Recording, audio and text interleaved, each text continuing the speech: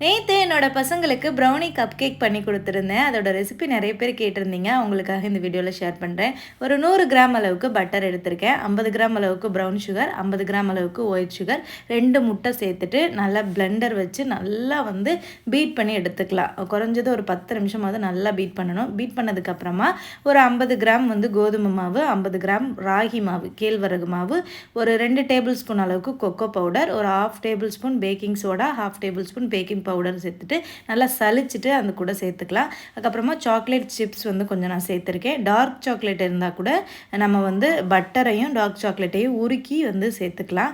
அதுக்கப்புறமா கொஞ்சமாக பால் வேணும்னா சேர்த்துக்கோங்க, கன்சிஸ்டன்சி அட்ஜஸ்ட் பண்ணிக்கிறதுக்காக. அதுக்கப்புறம் கப் கேக்கு அந்த மோல்டில் போட்டுட்டு மேலே கொஞ்சம் டெக்கரேஷன்ஸ்க்காக கொஞ்சம் சாக்லேட் சிப்ஸ் போட்டுட்டு அவனை ப்ரீஹீட் பண்ணி வச்சுட்டு ஒரு 10 நிமிஷம் தாங்க குக் பண்ணணும். அதுக்கு மேலே விட்டுட்டிங்கன்னா கரிஞ்சு போயிடும். செம்ம டேஸ்ட்டாக சாஃப்டாக இருக்கும். ட்ரை பண்ணு.